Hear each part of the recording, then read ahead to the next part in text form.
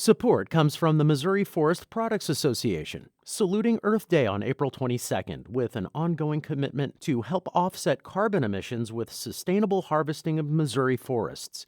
Details at choosewood.com. Welcome to St. Louis on the Air. I'm Sarah Fensky. Earlier this month, a little park in Wellston received a very big honor. 4-year-old Trojan Park was given the Urban Land Institute's Urban Open Space Award. It was one of just 2 winners. The other is in Brooklyn, New York. And the award recognizes, quote, vibrant public open spaces that have been instrumental in promoting healthy, sustainable, and equitable outcomes in communities. But you don't have to take the Urban Land Institute's word for just how good this park is. Our producer, Lara Hamden, paid a visit to Trojan Park, and she found plenty of people in the Wellston community happily singing its praises.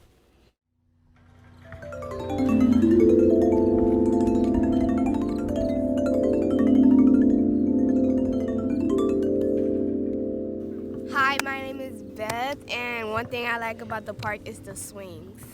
Because when you go on the swing, I just like the wind going through my hair and body. It just makes me feel good about myself. I'm 9 and my name is Mike. I walked from home and then I came to my auntie's house and then we pack and then we come here. And what do you like most about the park? It has good exercises and there's a big swing and a big slide. What's your favorite place to play here on the playground? Swings and the obstacle course and the other one and the other one and the other one and the other one and the other one. All of them. Is this your favorite park, or are there other parks that you like going to? I have 3 parks close to me. And is this your favorite one? Yeah. Hi, my name is Brianna. I'm a resident of this community park. And to you, what sort of sticks out to you in comparison to other parks maybe that you've been to? Well, it's like a park, it made a difference to the community nearby and everything. It's a very nice park where you can come relax and bring your kids and have fun. My daughter, she likes playing on everything, the slide, the swings, everything. My son, he just likes, playing on the slide. He ain't old enough yet.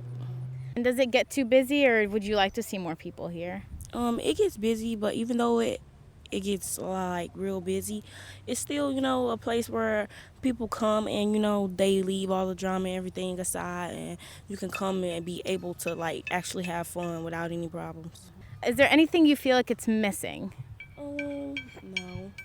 No, not really. It has everything. No, I just like that it stays clean and, safe and everything. So a park that's actually nice where you could come bring your kids. I'm 13 and I'm 7. Okay. Do you come to this park a lot? Yes. What do you love about it? Because it's always being fun when my mom and me go to the park with my brother and my cousins. What do you like about parks? What kind of stuff do you like to do at a park? I like to go swings and go to the slide. Lily, and I stay around here. What sticks out to you about this park? It's not crowded like fairgrounds or, the other parks. And it's not a lot of, drama up here. So it's quiet and nice like a regular park. How often do you come out here?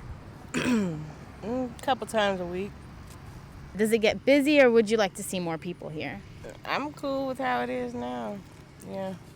I mean, there's kids and people exercising and playing ball and stuff, but it's still not a lot of, stuff to where people gonna break out fighting or shooting that I've seen. And what's your ideal park day?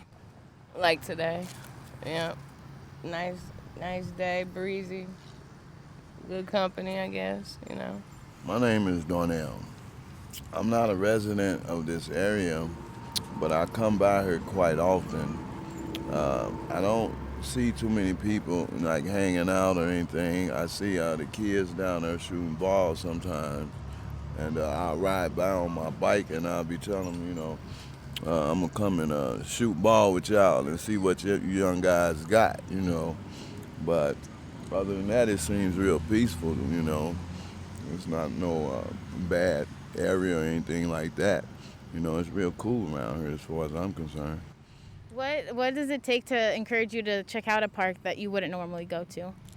What I normally go to, I go to all the parks around the city of St. Louis. You know, that's just me. You know, uh, I like being in the park. You know, uh, any park on the north side, south side. You know, I go through. I make it my business to go through them every now and again. And that was Laura Hamden, who's reporting from Trojan Park in Wellston. We're going to open the phone lines today to talk about all the local parks you love. But first, we wanted to get the scoop on how Trojan Park came to be and what's made it such a big success. And my guest today was a big part of that. Chip Crawford is a landscape architect and managing director of the Lamar Johnson Collaborative here in St. Louis. And he served as the design lead on Trojan Park. So, Chip, welcome to the show. Thanks, Sarah. Glad to be here. So this park was a true partnership. There were so many people involved with its creation. I understand it all started with Great Rivers Greenway. That's the Regional Parks and Trails District. How did it end up getting started with them? Well, Great Rivers Greenway is an organization that has been developing greenways all around our region, and we've been fortunate to work with them for many years. And we're working on the St. Vincent Greenway at the time, which goes through this area. And Susan Trotman, the executive director, also had connections and was involved with NRPA, the National Recreation and Park Association.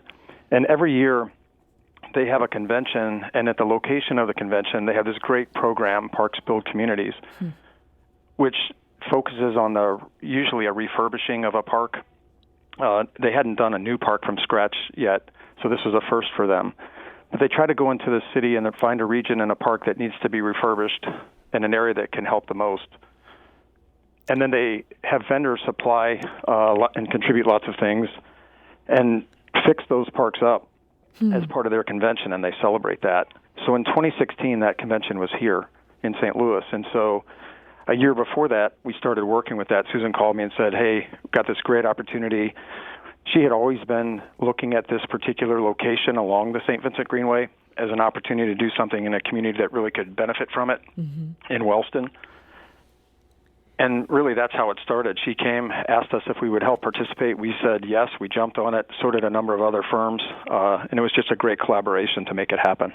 So they got it started, and I understand then St. Louis County Parks, which doesn't technically own it, they committed to doing some maintenance along with Wellston after it was done. Just everybody really came together on this, but it feels like the design part of these things is hard sometimes. This is just 1.7 acres. How did you decide what goes into that space?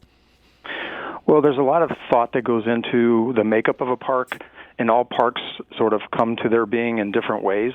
This one was previously a residential area, so, you know, it was a vacant lot, basically. So there wasn't any really descriptive natural feature there like you might find at some other parks in the region. So we had to basically create that.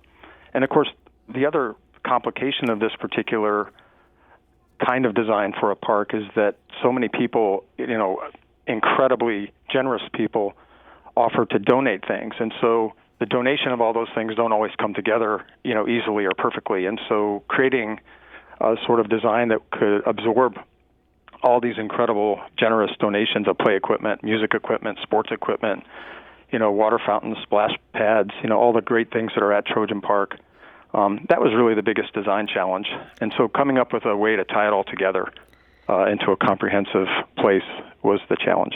And do you do talking to the community and when you're sort of in that design stage where they're weighing in on what they want? Or is this a case where people don't even know what they want until after it's been designed?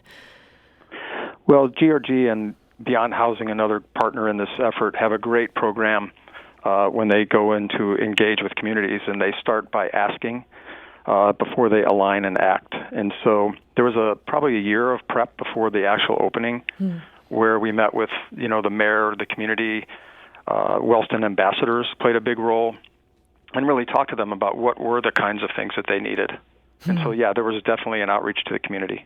So some of the people that Laura talked to when she visited, they specifically brought up the idea that this park feels safe to them. And Wellston has had some struggles with crime. So what can you do as a designer to keep a park feeling safe? Well, first, I think we're all learning now that being safe and feeling safe can mean different things to different people. Mm-hmm. And what might be safe to you or I might not be safe to somebody else. And so, there's the basic things that you do about the materiality and the lighting and being sure that play equipment's in locations where people aren't running into each other. There's those basic things. Mm-hmm. But then there's also this idea of what makes it welcoming for people and what might make them feel like this is for them. And that plays into the equation of safety. Mm-hmm. So put this in perspective for us. Urban Land Institute, they're obviously a pretty big deal within your world. How big a deal is it that this little park won this particular award? It's hard to even imagine that this little park would normally win an award like this. This usually goes, well, first off, it's international. I think there were 50 or 60 submittals all the way from Moscow to Hong Kong. So it's a huge geographic reach of parks that you're competing with. Also, it's a lot of super funded parks, parks that might be hundreds of millions of dollars, and this one was $2 million. That's a big discrepancy there between those amounts. Yeah, so it's really fighting over its weight, so to speak, and just I couldn't be more proud and happy for the people of Wellston and for everyone who spent time and contributed to the outcome here to get this recognition. I think it also really proves that any community can do something. And what's been interesting to me is this idea that we usually build communities and communities build parks. But this is about a park enabling a community. So it kind of flips the equation, which I think is really fascinating. It's fascinating and it's so exciting. And the proof is in those voices that we heard from earlier in the segment. That's got to feel so good to hear those kids just talking about how much they love this park. Yeah, and we're not far from there, so we go by there a lot. We have little get-togethers there every now and then, and it's amazing how many people have come together to use that park. We're talking today to Chip Crawford. He's a landscape architect with the Lamar Johnson Collaborative. He helped make Trojan Park a reality in Wellston. It just won a huge award. We're going to take a quick break here, but before we do that, I want to let you know we're going to be opening up our phone lines, and we want to know what's your go-to park in the St. Louis region and why. We're particularly looking for some hidden gems. You can call us at 314-382-8255. That's 382-TALK.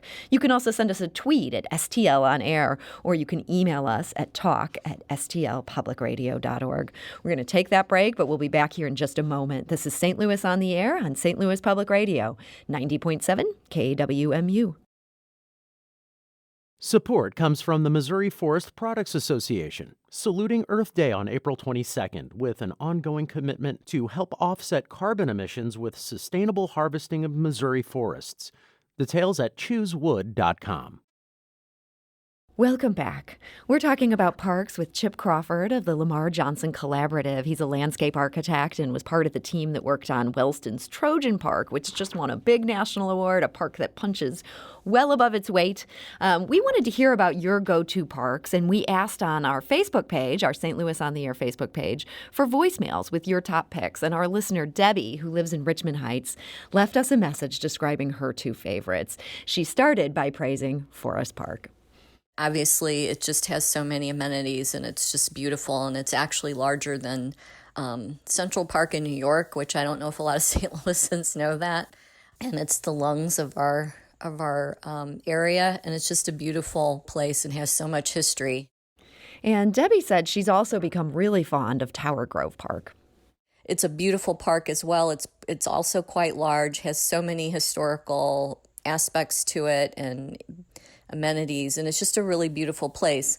But I've been going there more because I've recently started working at the Wilder Kids Urban Forest School, and we take the children there to, for urban forest class, where we, get them more exposed to nature and, wildlife and plant life and all the natural aspects that are right there, even in the middle of the quote-unquote concrete jungle.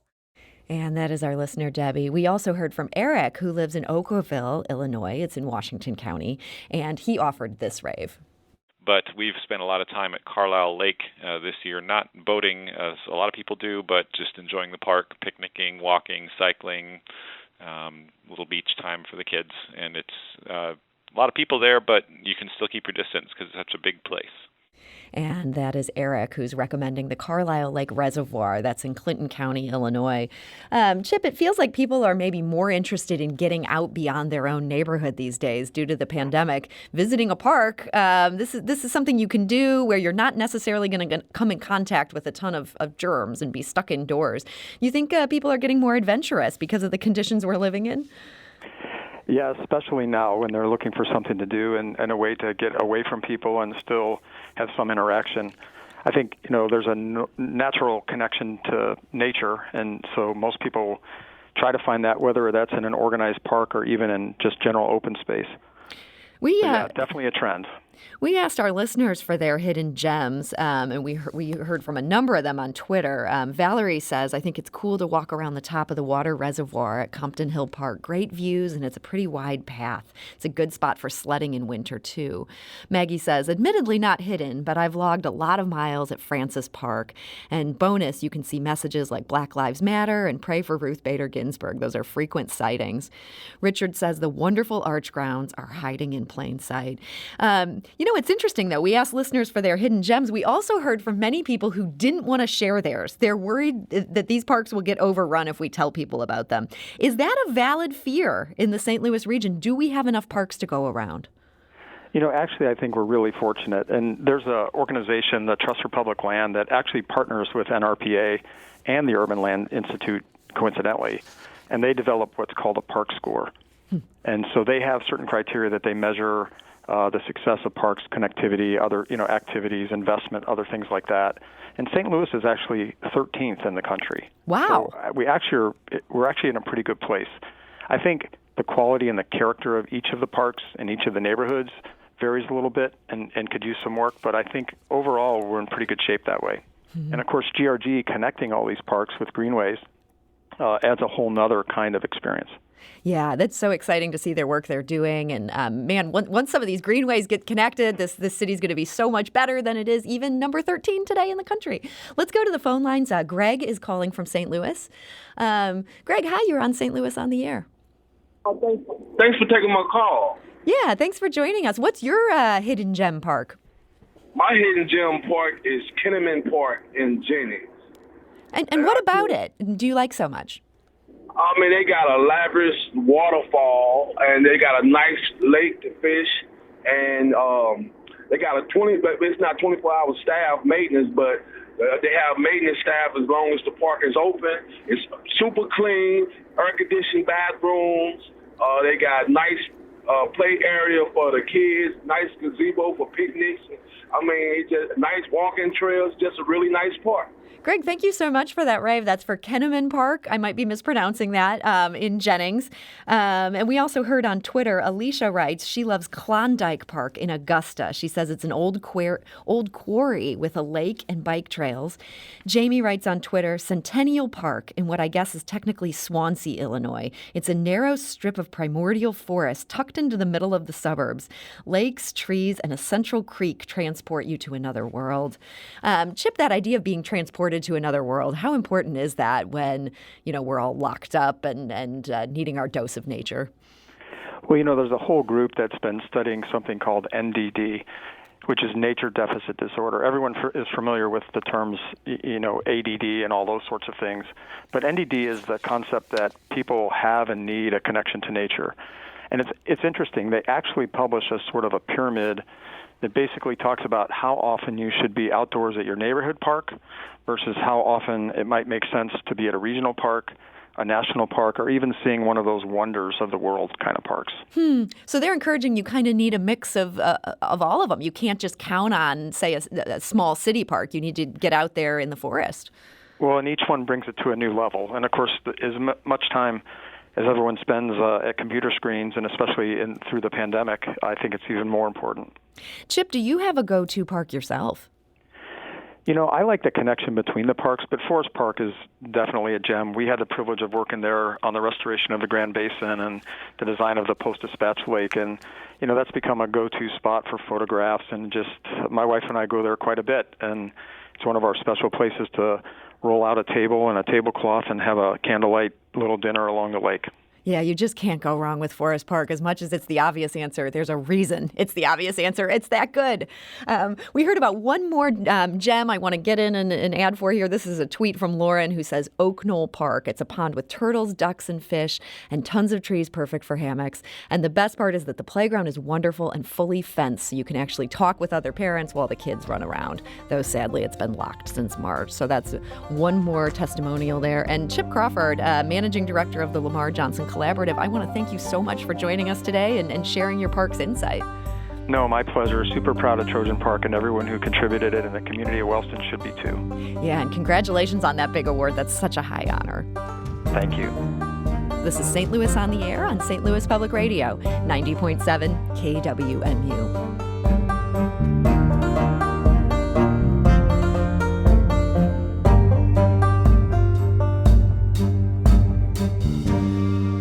Podcast episodes of St. Louis on the Air are available at stlpublicradio.org, or you can subscribe for free on Apple Podcasts, the Stitcher podcast app, or wherever you get your podcasts.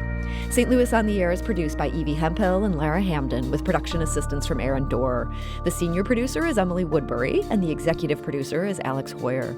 St. Louis on the Air is a production of St. Louis Public Radio. That's 90.7 KWMU. Thank you for listening. I'm Sarah Fensky.